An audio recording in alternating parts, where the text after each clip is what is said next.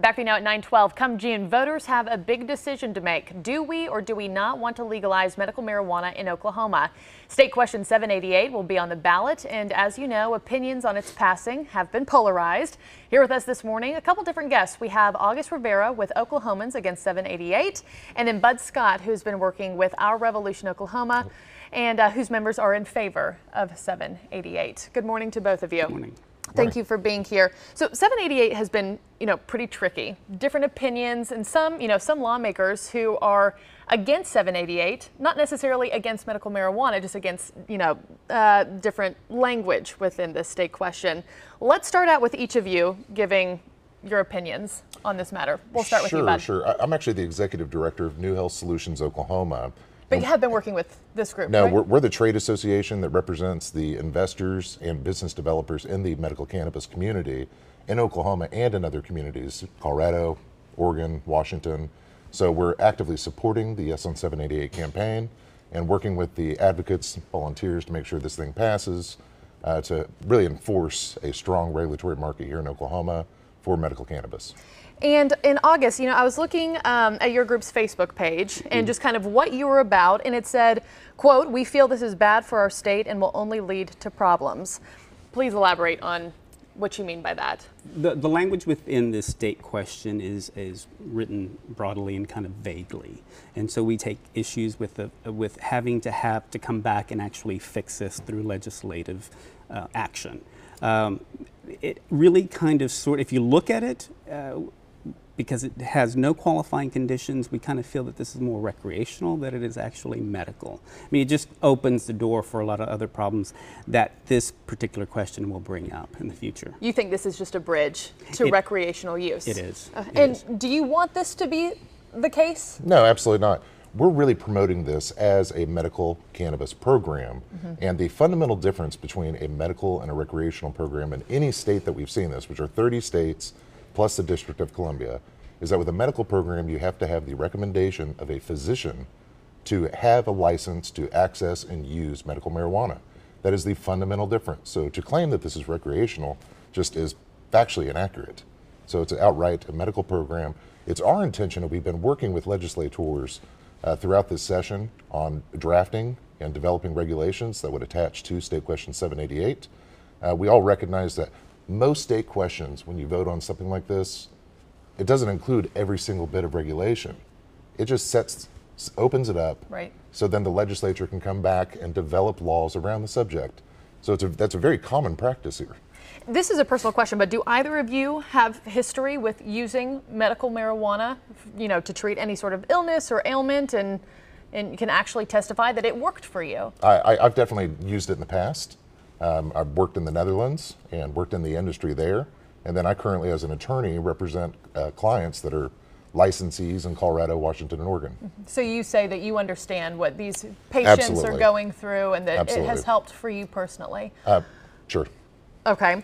And, continuing on the path of physicians' use, what about that argument that physicians say this is a new option for me to give my patients, and if this does in fact help people, why deny them that treatment? And I found this from Heather. Can we pop this up, Cheryl? Heather said this: "My stomach is paralyzed and I live on baby food or Boost. I am in constant pain and nausea. Medical marijuana is the only option people like me have. Even if you don't want to use it, don't condemn all the other people in Oklahoma who need other options for so many disorders, illnesses, and disease." What do you say to that, August? Well, again, going back to the no qualifying conditions, I mean, this doesn't list any of those conditions. I mean, am I going to want to sit up here and say, if a person suffering through a lot of pain does not get comfort? Probably not. Am I going to deny somebody because they have a hangnail from accessing marijuana? Yeah, absolutely. So what we question is actually having no qualifying conditions. I mean, there's a right way of doing it, and there's a wrong way of doing it. Our belief is this is the wrong way of doing this. What do you think those qualifying conditions should be then? It would have. I'm not a doctor.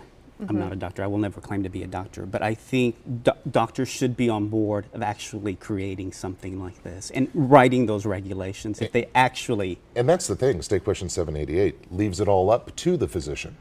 It puts it in the hands of the physician to make that recommendation to their patients on whether they should try this product what kind of delivery system they're looking at, and how this would help alleviate their pains and conditions. And so what have both of you been hearing from doctors? You know, if this does in fact pass, we can use it medicinally. Are you hearing from most doctors that, oh yeah, I would prescribe that to a patient if I thought it necessary? Or are you hearing from doctors who are saying, even if it passes, that's not something that I want to prescribe to? I think more the latter. I think this is something that, I mean, I can't think of a reputable doctor who'd go up to a patient and say, here, smoke this. I can't see that. The only doctor that I've spoken with is Dr. Yen, and he has a state bill out there. We kind of support any kind of effort to try and mitigate any kind of negative unintended consequences to the state question. Here, unfortunately, as he mentioned, he's only spoken with one physician about this. I have physicians that are on my board of directors.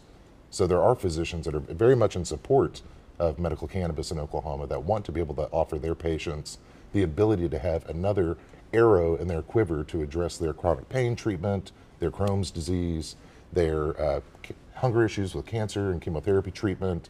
It is just one more option for patients to have. Now, August actually mentioned something specifically about having that list of qualifying conditions. Do we want the legislature to tell physicians how they can and can't actually prescribe or recommend medical treatment to their patients? And if I'm not mistaken, Senator Yen has been for medical marijuana in the past, right? He's just against the language of this bill. You can be for medical marijuana and against 788. Right, which is what he is. Okay. Last question to you. I know there was just a forum recently held. It was by the Heartland Republican Women. They hosted it. I know 788 was at the forefront there. What did you hear from Oklahomans? What concerns were brought to the table? Mostly about whether or not this is actually going to be good for Oklahoma. There was a lot of great questions, don't get me wrong. You know, they have their side, we have our side. I mean, it's just going to be back and forth. I mean, in a democracy, I think you're given this set of ideas and you hand these to the public, and you hope that the public makes the right decision. And so I think we got that there. And Bud, last question to you. Overarching feeling that you're getting from voters and constituents out there as to whether or not Oklahomans want this to pass in June? I think from all the polling and empirical data that we're seeing, that people are very much in favor of this. I mean, if you look at national polling on medical marijuana, you're in the 90 percentile ratings now, that people feel like they should have the option to utilize this product, where we're seeing sound scientific studies come out to show that medical cannabis can be positive for certain medical treatments. So our ultimate ask to our constituents here in Oklahoma is, don't you feel like we should offer our patients and our physicians the opportunity to participate in this program while we come back and actually regulate this program? And would join the almost 30 other states that already have this in place. Absolutely. Thank you so much. Thank you. Pleasure to meet you. I know that was quick. We could talk about that all day long, but we do appreciate both of your perspectives.